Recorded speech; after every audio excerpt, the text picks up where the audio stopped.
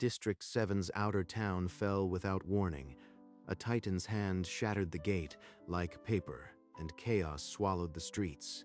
Fall back, all units. Retreat to the inner gate, immediately. Move. The schoolhouse, it's still standing in the lower district. The children couldn't have evacuated in time. There are kids in there. I am not leaving them to die. Yamato, that's suicide. Stand down. That's a direct order. Then court-martial me later. I won't let those children die. Yamato darted past the stunned soldiers and sprinted toward the inner gate, but not to flee. He was heading deeper in. The heavy, inner gate groaned shut, its metal gears screaming. Beyond it, only the Titans and the lost. I know a gap, a forgotten supply route from my patrols, just wide enough to slip through. Yamato squeezed into the darkness between the stones, the acrid smoke burning his lungs. The hunt for 23 lives had begun. Beyond the gap, the streets lay in ruins. He kept to the shadows, every distant thud a promise of death. The ground trembles. A Titan is close. If I move, I am dead. Every muscle locked. There, the schoolhouse, its roof is caved in, but the cellar might still be intact. He crept through the shattered doorway into a silence so heavy it felt like a held breath. Beneath a collapsed beam, he spotted the cellar door, a sliver of hope in the dark. He descended into the cold, damp earth, listening for any sound of life below. I am a scout. I am here to help. Are any of you hurt? Can you speak? Stay calm. I won't leave you. We're going to find a way out, together. I promise. There's 23 of us, all from refugee families. They said we weren't on the evacuation list. Nobody came for us. He knelt and offered his canteen to the nearest child. A small hand reached out, trembling, the first thread of trust. I can only carry 2 at a time. We'll move at night when the Titans are fewer. There's a hidden gap in the wall. I've used it before. But it's so far. The streets are crawling with monsters. How will you keep them quiet? That evening, as the last light drained from the sky, he lifted 2 of the smallest children into his arms. The first journey began. Just a few hundred meters to the wall, but every step is a gamble with death. Shh. Don't move.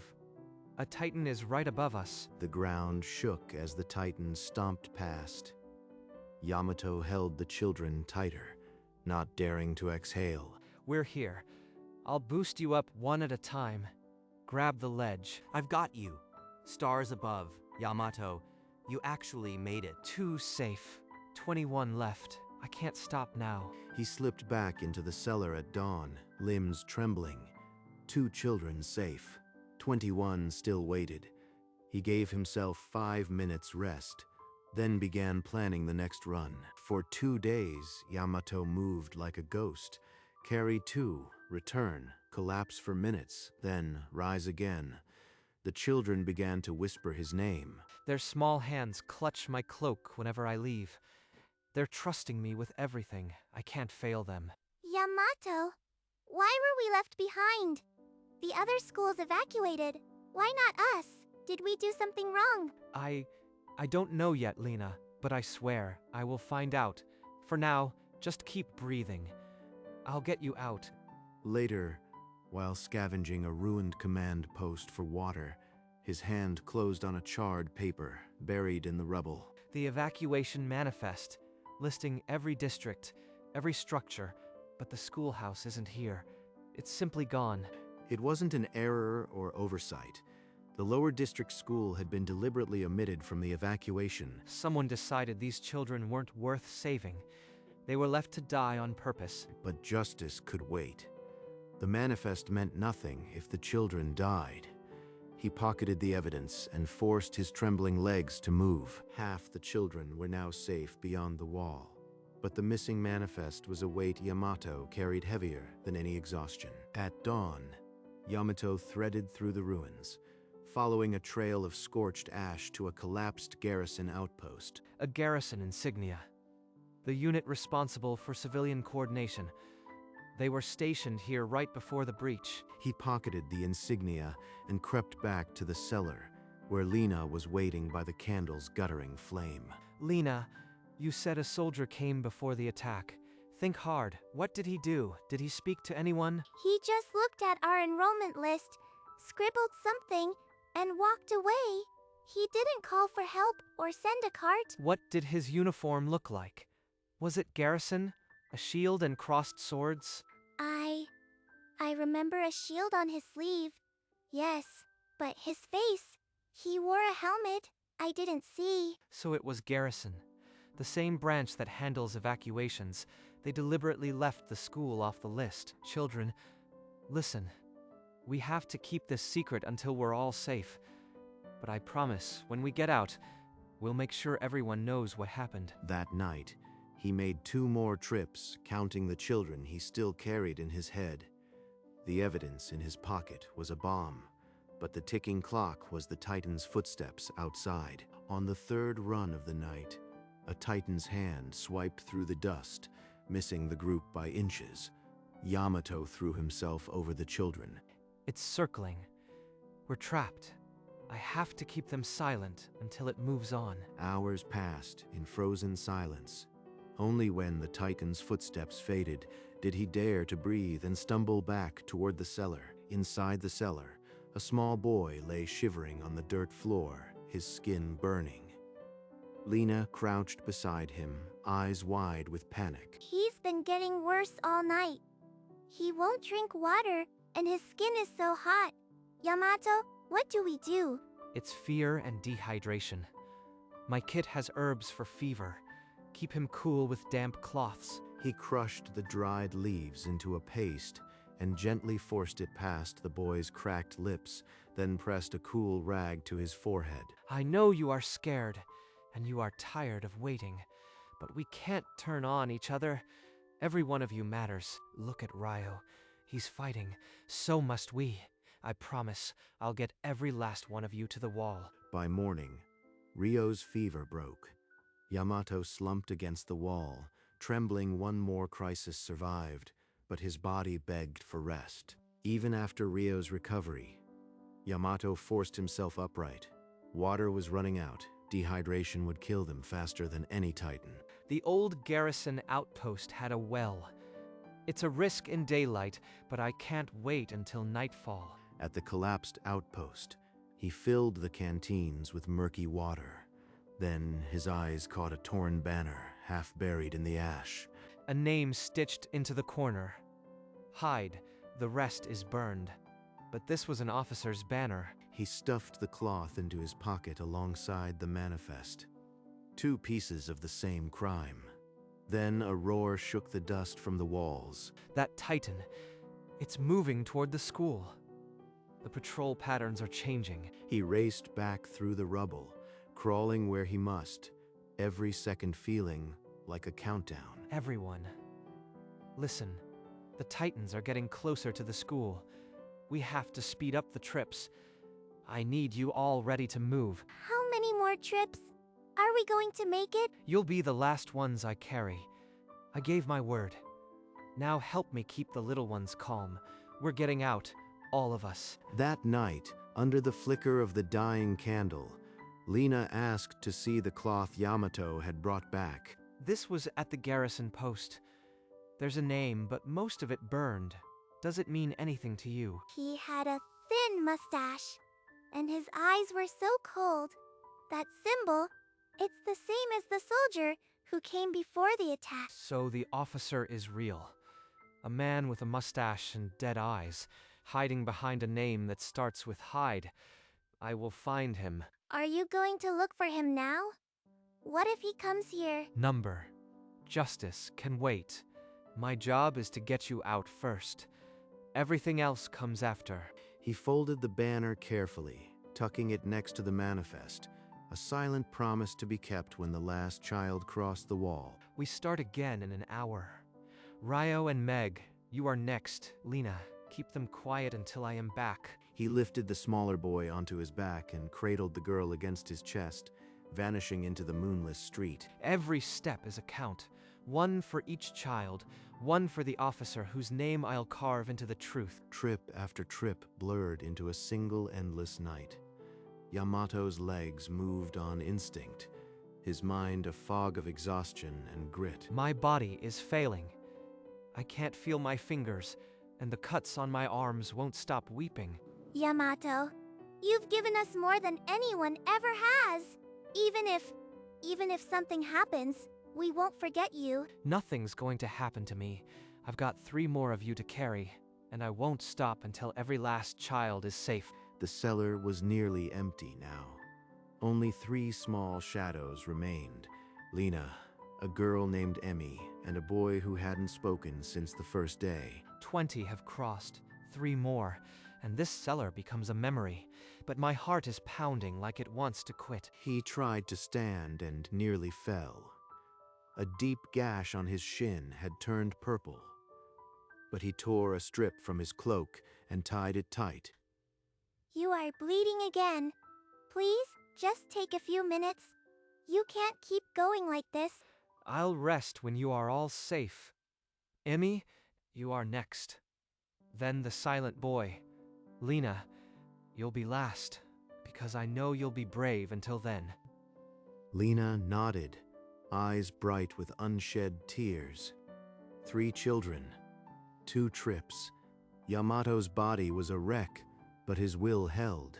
The last barricade against the dark. After a brief rest, Yamato carried Emmy to the gap. When he returned, only Lena and the silent boy remained. 2 small shadows in the empty cellar. The route's blocked by a new collapse. I need you to guide me around it, Lena. We'll come straight back for him.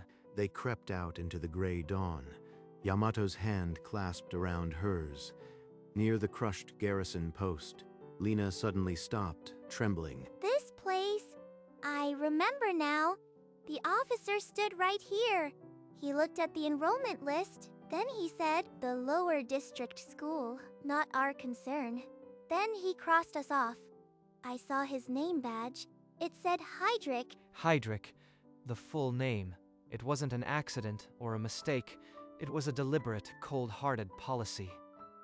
They were abandoned by the kingdom itself. The truth hit him like a physical blow. The children were refugees, non-citizens, erased from the list because a bureaucrat deemed them worthless. They left us to die because of where we came from. Because our parents were refugees. I swear on my life, Lena, I will make Hydric answer for this. But first we finish the rescue. We go back for the boy, and then we bring the truth to the world. They hurried back to the cellar, where the last boy waited. Yamato's heart pounded with a new purpose. Rescue first, justice next. Yamato sat the last 2 children down in the flickering candlelight and told them the full, ugly truth about Hydric's betrayal. Hydric deliberately erased the school from the evacuation manifest. It was policy, because you are refugee children, not citizens. Then you should go now. Take the evidence and escape.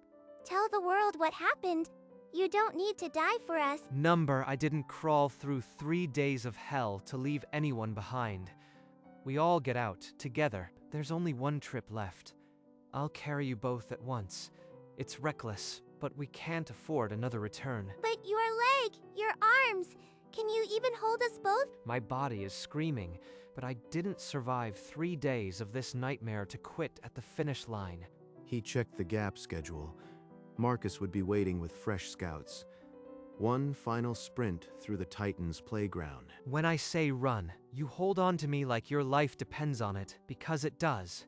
Don't let go, no matter what. Lena nodded, clutching the silent boy's hand. 2 children, 1 trip. The end of the nightmare was a stone's throw away. If Yamato's body held, he lifted the silent boy onto his back and clasped Lena's hand. The cellar door creaked shut behind them for the last time. My legs are fire. My arms lead. But I keep moving. Just 1 more stretch of this hell. Lena, get down. A Titan is turning the corner. Don't make a sound. The Titan's hand swept through the air above them, debris raining down. Yamato pressed them flat against the wall, his heart a hammer. It missed us by a hair, but it's circling. We have to run now, before it turns back. He grabbed their hands and broke into a stumbling sprint through the maze of fallen beams and shattered stone. The gap is just ahead. Don't look back. Keep your eyes on the wall. They burst through the last alley and saw the jagged stones of the hidden gap. Salvation, if only they could reach it. Almost there. I just have to lift them up. And then it's over. He bent to lift Lena onto the first ledge, the boy clinging to his back. But the night held one final horror. Before his hands could find purchase, a lantern flared across the gap. Captain Heydrich stepped from the shadows, flanked by garrison soldiers. Scout Yamato, you are in direct violation of the evacuation order. Release those children immediately and surrender yourself. I am bringing these children to safety, and I know exactly why they were left behind. Heydrich. You are a deserter spreading dangerous lies. Soldiers, arrest him. The children will be detained for questioning. But before the soldiers could move, Marcus and 3 other scouts stepped into the light, forming a wall between Yamato and Heydrich. Captain, we've been receiving these children all night. This man is a hero, not a criminal. You'll have to go through us. Mutiny. You are all under arrest. I'll have every one of you court-martialed. Arrest me if you want, but these children crossed the wall. Right now. Marcus, take them. Heydrich lunged forward, but 2 scouts grabbed his arms. The soldiers froze, uncertain whose orders to follow. Lena, climb. The boy first, then you. I am right behind you. Yamato pushed the silent boy up into Marcus's waiting hands. One child safe on the other side. Now you, Lena, quick. You'll pay for this, Scout. I'll have your rank stripped, your name blackened. Lena scrambled up the stones, her small fingers catching Marcus's grip. He pulled her into the safety beyond the wall. 2 more. That's it. All 23 are out. Now I just have to make it over myself. Yamato, climb. Don't stop now. Heydrich struggled against the scouts holding him, spitting orders at his soldiers who stood frozen, unwilling to move against their own. 1 more climb. My body is screaming, but I won't give up at the finish line. Yamato dug his fingers into the cold stone and pulled himself upward, each inch a battle against his broken body. He reached the top, just as Heydrich's shout turned into a wordless howl of rage. The children were safe. Only his own survival remained uncertain. Yamato stumbled down the safe side of the wall, his legs buckling with every step. The last of his strength bled into the dirt. As his knees hit the ground, a wave of small hands caught him. Lena and the others surrounded him, refusing to let him fall alone. Arrest him. He disobeyed orders, endangered civilians, and incited mutiny. You'll not touch him. He's a hero, and we're taking him to the medic. Stand aside. Then you'll join him, all of you. But the garrison soldiers didn't move. They watched in silence as their captain screamed alone. A medic knelt beside Yamato, pressing cloth to the deepest gashes. His pulse is weak. He needs a tent now. This is not the end. I will bury you in disgrace, Scout. The scouts carried Yamato to a medical tent in the refuge camp, the children following like a silent procession. Inside, Yamato lay unconscious, the torn manifest and banner still hidden in his pocket. The truth would have to wait for its voice to wake. 3 days had passed since the rescue.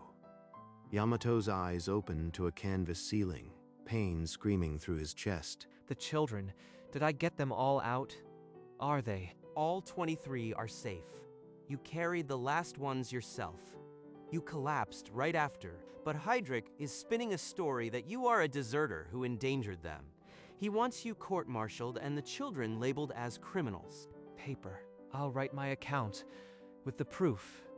Then we'll see who's court-martialed. He drafted his testimony with a trembling hand, each word a labor against exhaustion. He included the torn manifest, and the name on the banner, the evidence of deliberate murder. Marcus, take this to Alara, the journalist. She'll know how to make it public. I'll deliver it myself, and I'll guard your tent until you can tell it in court. Marcus slipped into the gray light, the evidence hidden against his heart. Miles away, Ilara's candle guttered in the dark. Ilara tore open the sealed pouch. As her eyes scanned Yamato's words, the blood drained from her face. This is monstrous. An officer left children to die on purpose, and the hero who saved them faces a court-martial? She rushed to the medical tent. Yamato sat weakly against the cot, Lena at his side. Tell me everything. Start from the moment the gate closed. Captain Hydrake came before the attack. He looked at our list and said we weren't his concern. Through the night, Ilara wrote. She included the manifest, the banner, the testimony, every damning word. By morning, the Gazette's front page screamed, "Garrison officer abandoned 23 refugee, children to Titans. Scout risks all to save them." The story spread like wildfire. Crowds gathered, reading aloud, their anger boiling into the streets. Officials convened an emergency session. The evidence was too clear to ignore. Within hours, a formal investigation into Heydrich was announced. The truth had found its voice, and it would not be silenced. The tribunal hall was packed to the walls. Yamato stood before the judges, bandaged but unbent. I present the evacuation manifest, the school omitted, and the banner of the officer who made that choice, Captain Heydrich. He looked at our list and said, "Not our concern." He crossed us off and walked away. He deliberately left them to die because of their refugee status. It was policy, not accident. Lies. I followed procedure. The lower district was not a priority. Those children are refugees, not citizens. They don't matter to the kingdom. A roar erupted from the gallery. Judges slammed their fists. Ilara's pen flew across the page. Heydrich's defense crumbled as his own words became the evidence. Even his soldiers refused to meet his eyes. The tribunal ordered his arrest. Heydrich was stripped of his rank and led away in chains. The policy was exposed, the officer disgraced. But Yamato had not yet spoken his final request. After the trial, the council offered Yamato medals and a promotion. He refused every one. I didn't do this for glory. There's only one reward I want. He stood before the assembly, his voice raw but unwavering, the gallery utterly silent. These 23 children were left to die because they were refugees. Grant them full citizenship. That is all I ask. The chamber erupted into debate. Precedent collided with justice. But Ilara's articles had fanned public outrage across the kingdom. After hours, the council voted. The motion passed unanimously. The refugee exclusion policy was condemned, and the children granted citizenship. One by one, the children were called forward. Their names were entered into the citizen registry, and papers placed in their hands. We're real now. We belong. She clutched the document to her heart, tears streaming down a face that had almost given up on hope. Yamato watched from the shadows, a quiet, exhausted smile finally breaking through his battered guard. The last weight lifted, his promise was kept. Weeks later, Yamato walked a dirt path to a house that rang with the laughter of 23 children. The moment they spotted him, a stampede of small feet erupted, arms reaching to pull him into their world. Godfather, you came. We've been waiting all morning. Of course, I came. I told you I'd always come back. He sat with them on the grass, letting the smallest ones climb over his still healing shoulders. The dirt and blood were gone, replaced by a peace that softened the lines around his eyes. Look, Godfather, we made you a picture. It's all of us together. It's perfect. I'll keep it forever. He stayed until the sun dipped low, chasing the younger ones, listening to stories, becoming part of their world. As the children waved goodbye from the door, Yamato finally understood. These 23 souls were his real medal. A few days later, Yamato stood in the doorway of the children's home, as they lined up, cleaner and brighter than he'd ever seen them. We have something for you. It took all of us to make. She pressed a crudely drawn but lovingly crafted picture into his hands. Stick figures of a tall man surrounded by many small ones, a red heart above them. He found a simple wooden frame and placed it on the mantel, where the candlelight caught the crayon colors. Marcus appeared in the doorway, leaning against the frame with a knowing smile. The Godfather title suits you better than any medal ever could. It's the only title I ever wanted. Through the window, the children chased each other in the fading sunlight, their laughter spilling into the room. Yamato watched them for a long moment, the echo of his own promise humming softly in his chest. He had asked for nothing and gained everything. Sometimes the greatest hero is the one who refuses to be called one. Before dawn, Yamato climbed the ancient wall one last time, the stone cold beneath his hands. He stood at the edge, the wind tugging at his cloak, and watched the light spread over the rebuilt town. Below, the rooftops gleamed. Somewhere among them, 23 children slept in a home they finally belonged to. The first rays of sun touched his face, and for the first time in months, there was no weight in his chest. He closed his eyes and let the distant sound of a child's laughter drift up from the streets. It was the same laughter that had guided him through the darkness, that had pulled him back from the edge. The hero who defied orders, who carried 23 souls to freedom, had kept his promise. No medals adorned his chest, but every heartbeat was a reminder he was never alone. When he finally turned away from the sunrise, a flock of birds burst from the rooftops, scattering into the gold, and Yamato walked back down the wall, not as a soldier, but as a godfather.